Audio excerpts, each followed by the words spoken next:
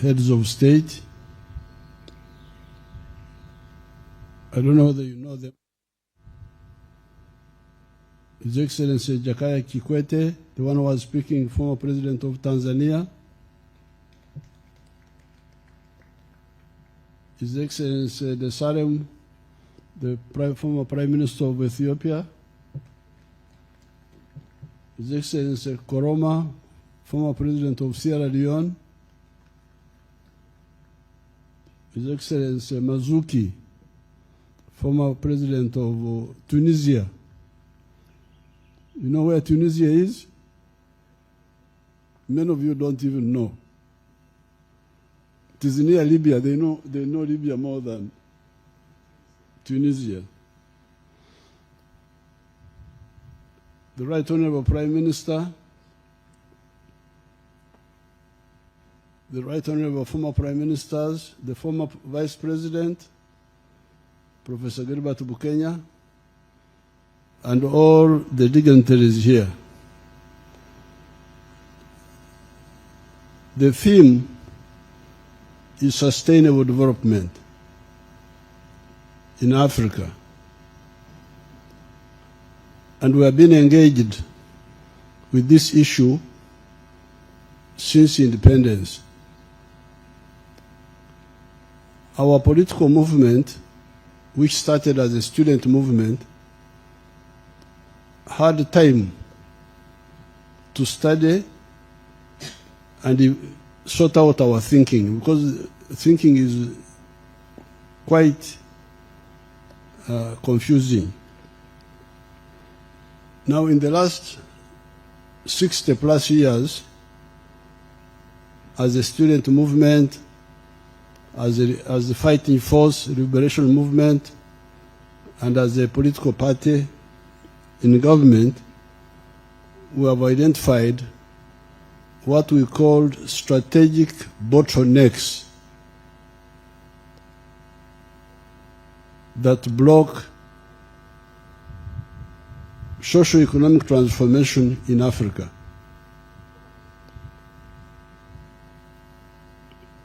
At one time, we even had a problem with these terms, sustainable development. Our question was, how can you sustainably remain an infant, remain the same organism? That's why we insisted on introducing in another word, socio-economic transformation. Not only development quantitatively, but qualitative jump. This is what happens in nature. A baby is born, grows quantitatively as a baby, a child, but at some stage, he must undergo transformation. When he or she becomes a teenager, certain changes take place in that person. Goes from childhood to teenage and adulthood. This is what happened in Europe. Europe had to undergo socio-economic metamorphosis. Metamorphosis is a process that is normally in biology among the insects, where the organisms undergo different forms. Take the butterfly. Butterfly starts as an egg, becomes a caterpillar, becomes a pupa, and becomes a mature butterfly. This is what happened in Europe. It's a pity that in the universities, they don't teach the political economy, which we are studying at the University of Dar es Salaam, which helped us so much. The laws that govern the evolution of society. If you look at Europe in 1400, it was a three-class society. You had the feudalists, you had the farmers, the peasants, you had the artisans. By the time of the French Revolution, European society had metamorphosed into a four-class society. That is, the feudalists were still there, but a new class had emerged which never existed in human history. This was the middle class.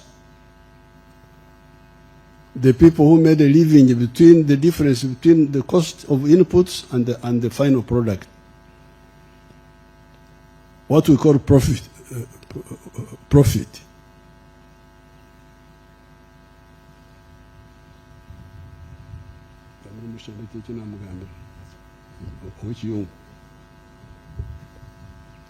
Now this class was called the middle class. We, the more ideological, were calling them bourgeoisie. This was a new social class. It had never existed in human history. They were making a living on profits, while the landlords were making a living on rent, the feudalists. But the middle class came with another class that never existed much in human history. These were the working class, the proletariat. That's what they were calling them.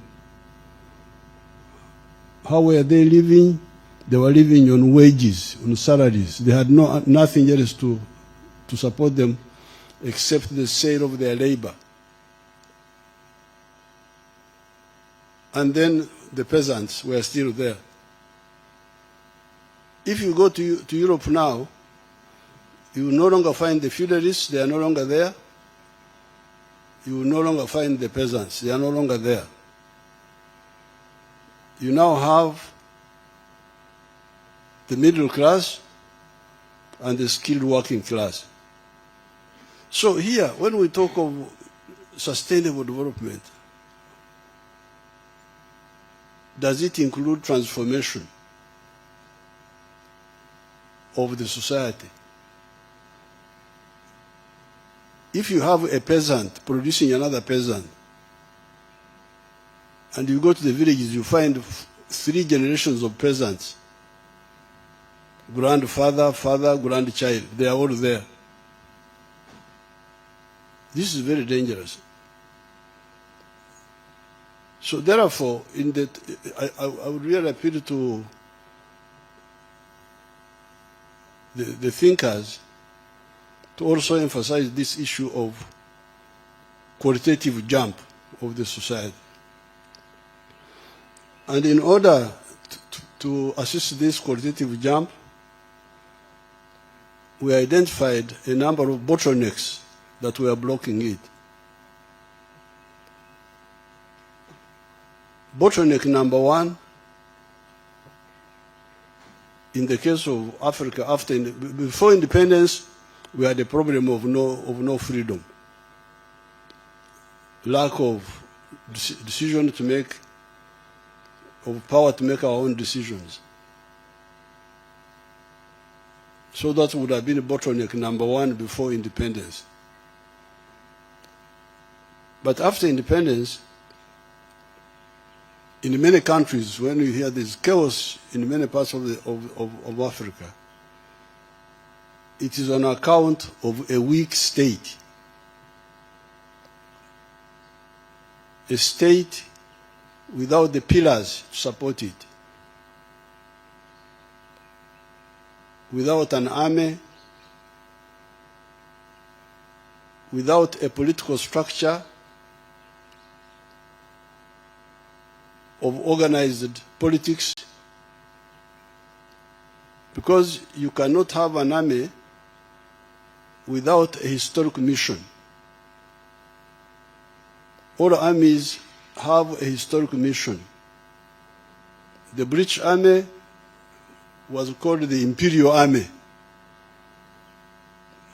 Their mission was to conquer backward people and exploit them. That's why the head of the British Army was called CGIS, the Chief of the General Imperial Staff, an army of empire to conquer other people. That's why their mission. And they were not hiding it. Now, the American army, you remember how it started. The American settlers rebelled against the British king and poured his tea in the ocean, Boston Tea Party.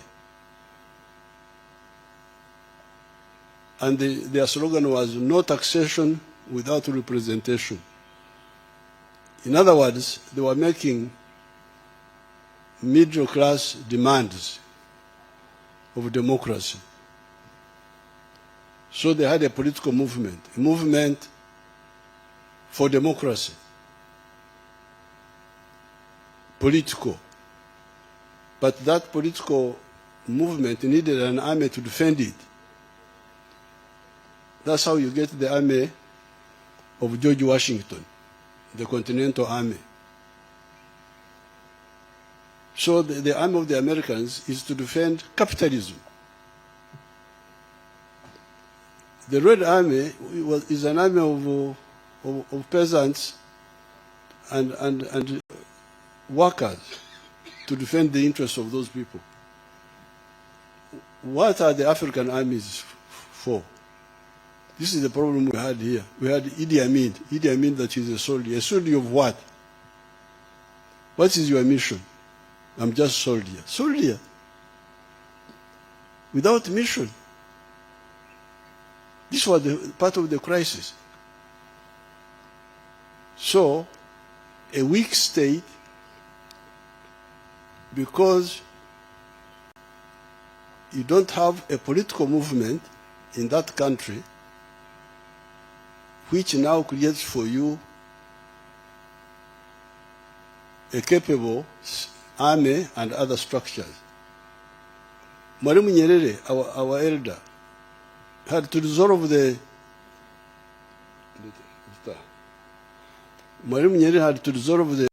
Why General Museveni hates Idi Amin?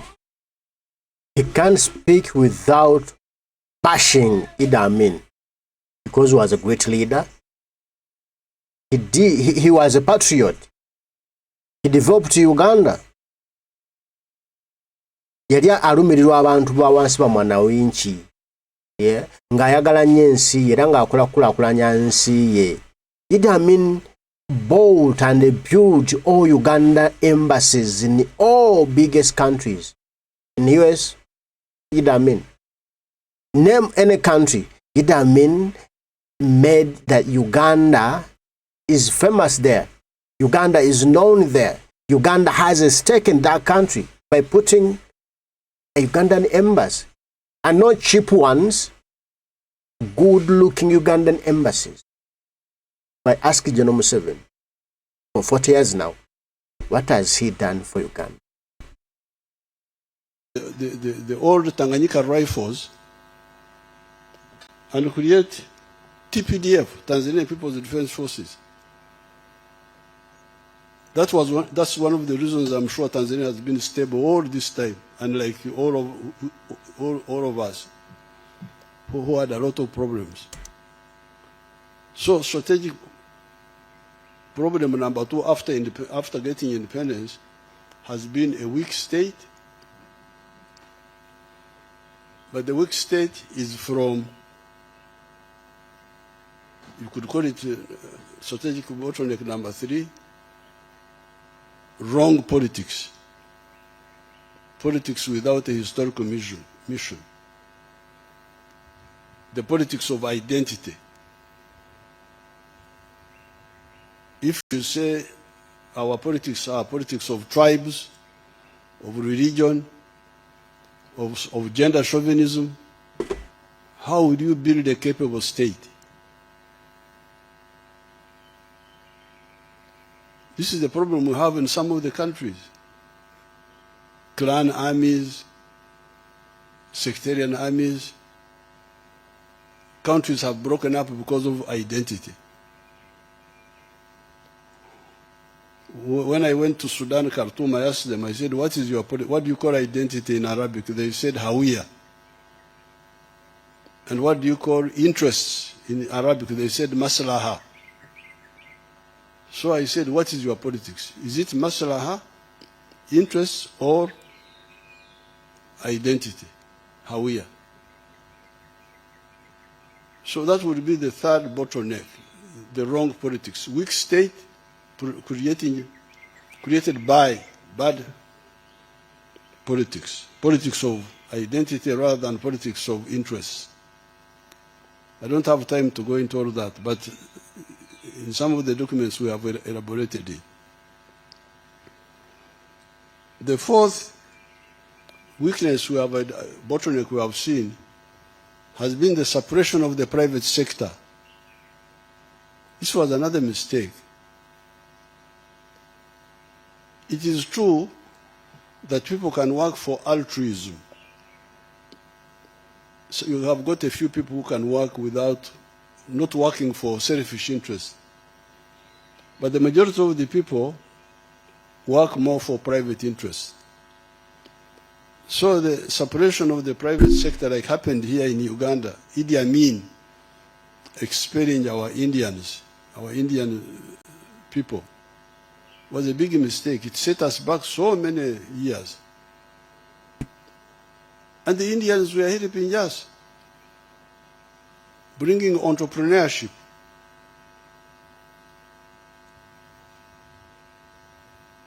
And we brought them back, and we brought other businesses. That's how the economy of Uganda has been able to come up. So that was another bottleneck. The other bottleneck has been the export of raw materials. This one is a big disaster. I was meeting an American delegation just now, and I was telling them that, please, the new government of Mr. Trump, be clear on this point.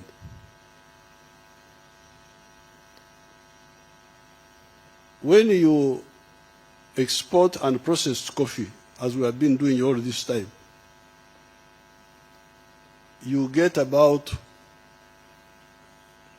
$2.5 a kilo. The price is now a bit higher, but normally it was around $2.5 a kilo of very good coffee. What they call screen 18, the one with good seeds. When somebody goes and makes coffee, powdered coffee out of that, he may get as much as $40. Now, according to the present value of business in the world of coffee, the present value is $460 billion, the value of coffee business in the world. How much are the coffee exporting countries getting out of that? Only $25 billion. $460 billion, but all the coffee growing countries of the world, all of them, Brazil, Colombia, Vietnam, Uganda, Africa, you get $25 billion. Our wonderful Africa, out of that, gets $2.5 billion. And 1.6 billion of that is coming to Uganda now. But this is because of the high coffee prices. Normally Uganda gets about 900 million out of the 2.5 billion. So now if you take a raw material like cotton,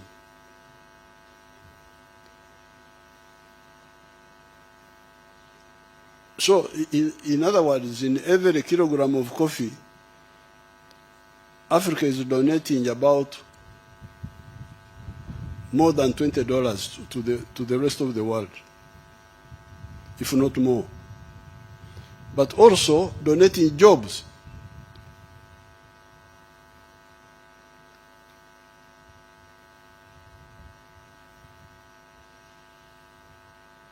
If you take textiles, cotton has got like 6 job levels.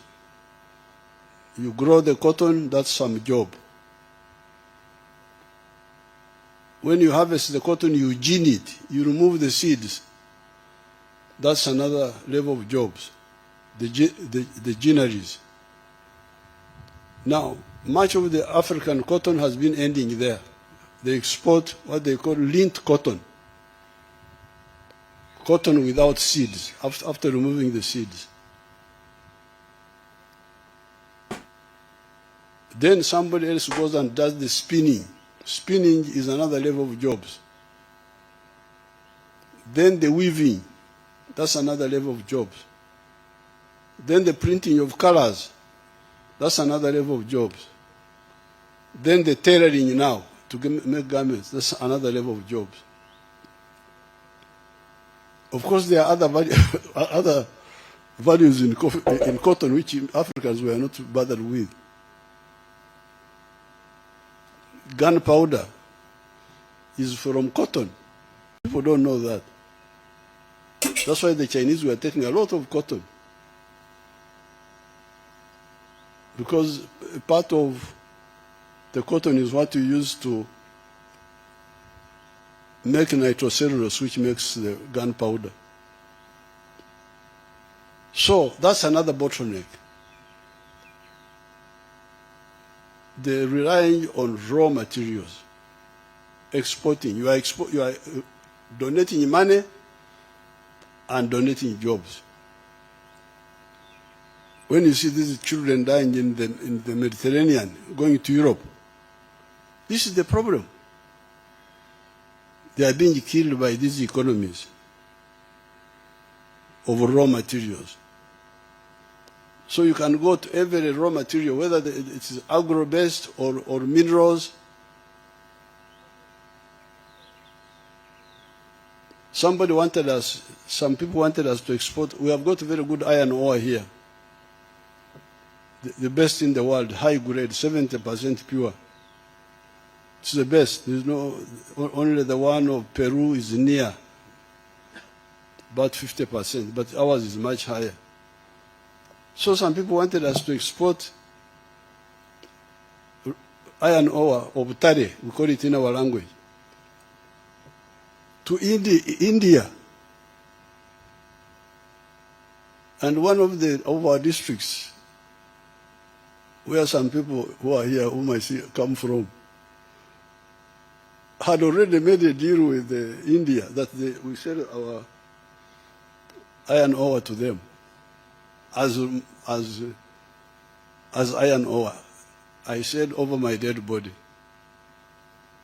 I have banned all the export of unprocessed minerals from here.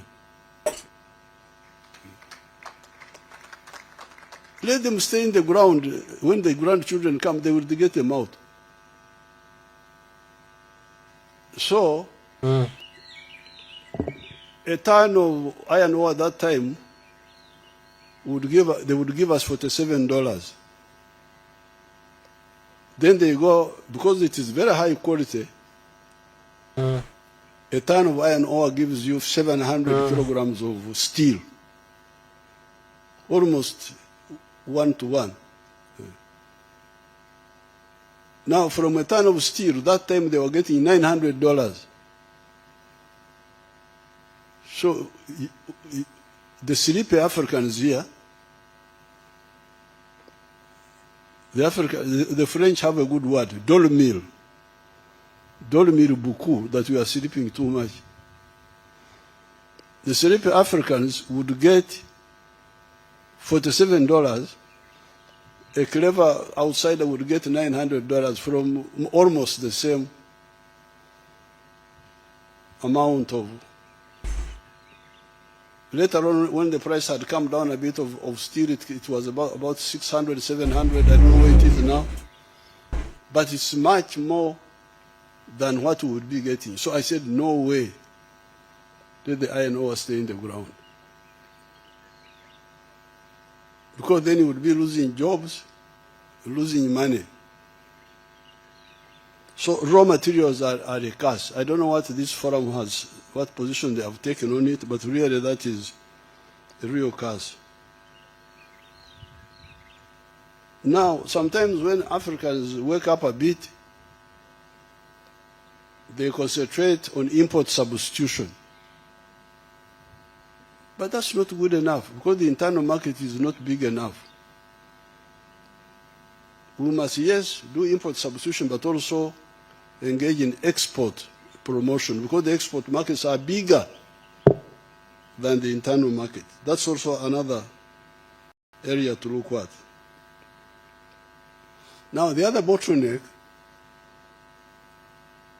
are the small economies, the balkanization of Africa into these small markets. Because when people really wake up, you will soon find that the internal market is not enough. In Uganda, when these Ugandans got some stability and woke up, in very short time, they found that everything was in surplus. The internal market was not enough. The milk production, 86 were producing 200 million liters a year.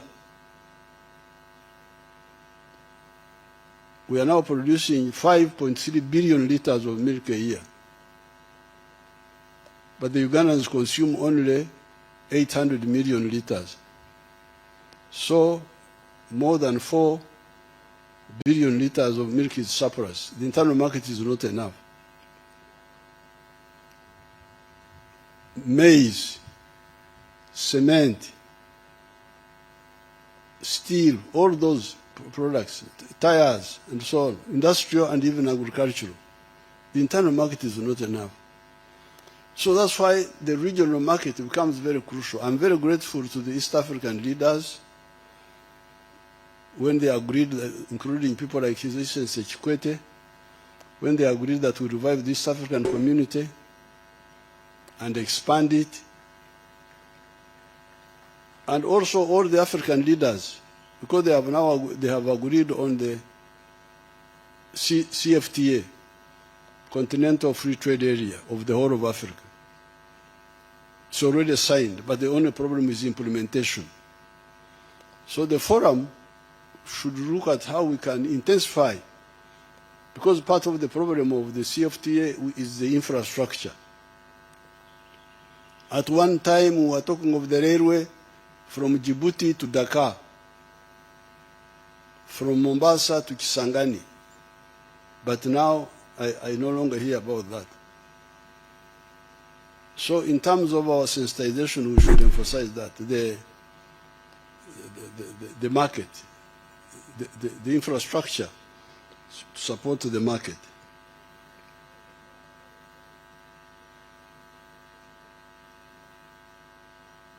Then infrastructure. That's another bottleneck. Because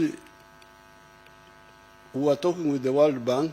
I went to Nairobi for the World Bank meeting, and I said, you wonderful people, you talk of the private sector-led growth. Yes, but the private sector needs low costs of doing business,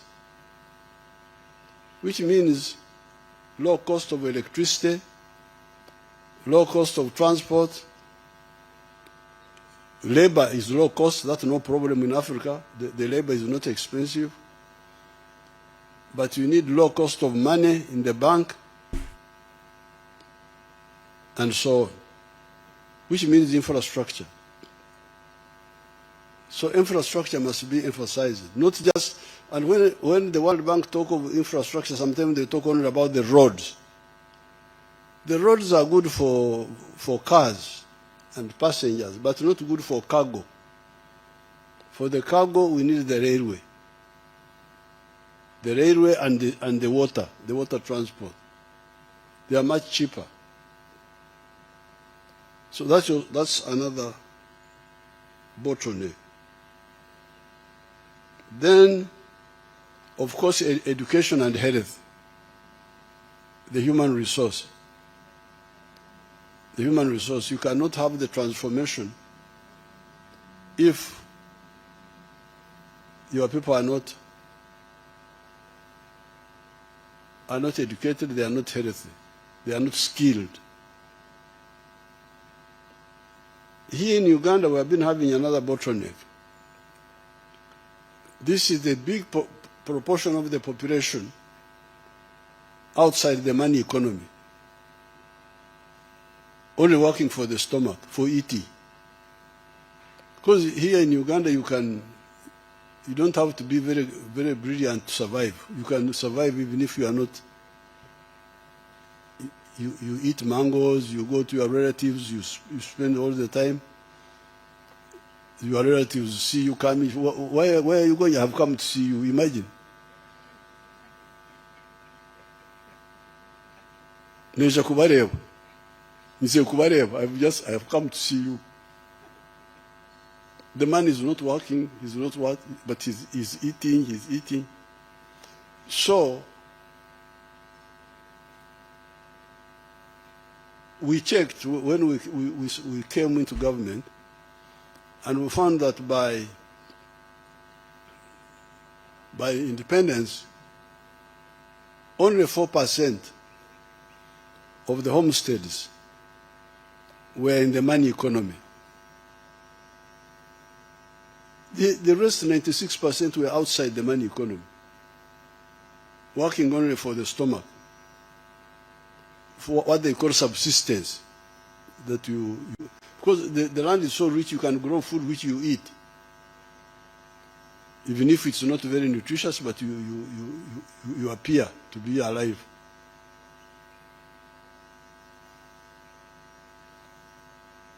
But how? Okay, that's eating now. But how about other needs? How about a better house?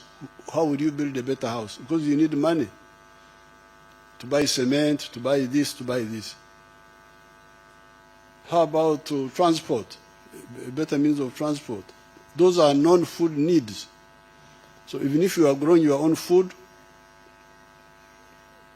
you have got these other needs. How would you solve them?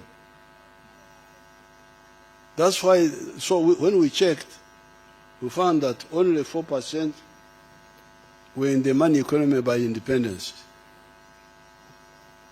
Then we started talking about it, and when we checked again by the other first census of 91, we found that only 32% of the homesteads were in the money economy. 68% were outside. We started talking and pushing some programs, but by 2013, still only 32% were in the money economy. 68% were outside. Their taboo was money. All families don't have money. Bedira sente. Umuzuru wabwe sente. Umuzuru is our word for taboo. So if you have got 68% of the homesteads, they don't have money. What are you doing? So that's how I had to persuade these people to say, please, let's involve the army now. We are to bring in the army to take seedlings to people, to beg them, please, get out of poverty. We are begging people.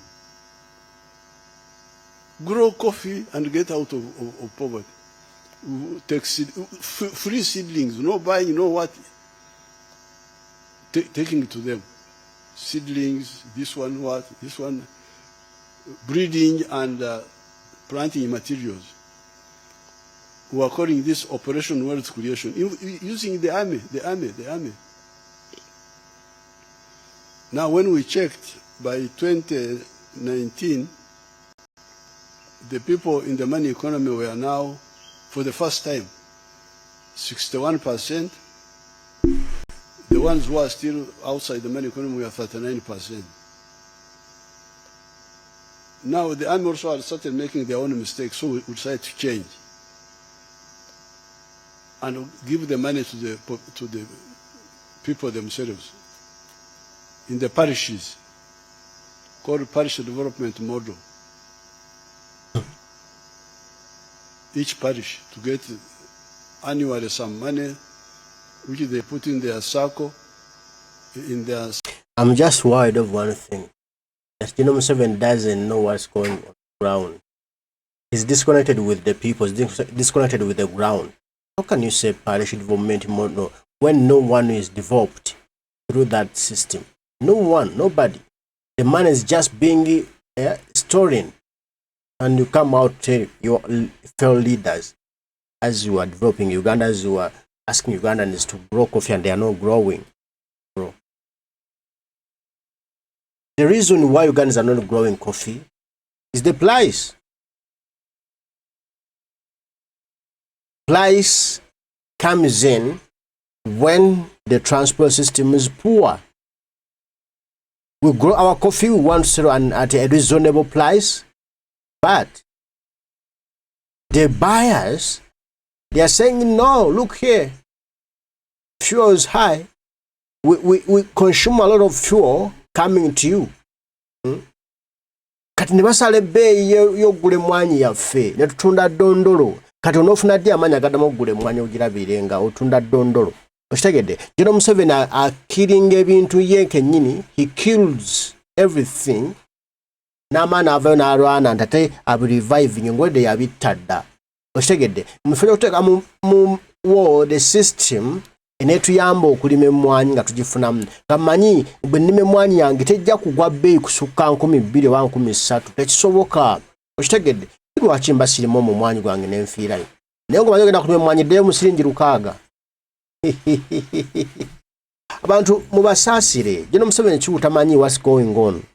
Ali eyo yamalako. Savings and credit cooperative, and they join the money economy by doing this, doing that.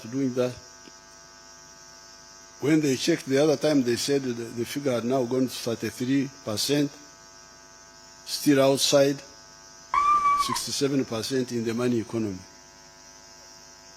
So these bottlenecks should be clearly identified, and we had identified, I think there were 10 of them, which we put in the NEPAD. I went to Addis Ababa and I presented them. They are not well organized here. But that list which we took to NEPAD in Addis Ababa should be brought and shown to you so that you can see whether it makes sense. So therefore, when we talk of sustainable development, according to our experience, this is what we have seen. And I have been persuading these Ugandans that these economies can jump.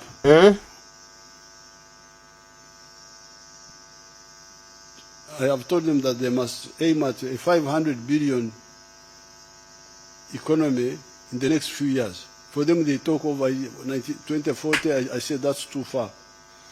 Me, I think we can achieve it even faster. An economy the size of 500 billion, Ugandan economy, just by adding value to even the raw materials we have, we are already producing now. And also,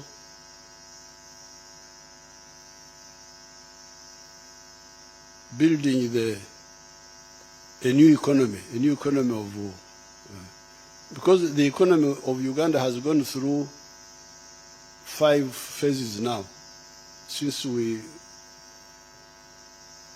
got involved. in the government. Number one, minimum recovery.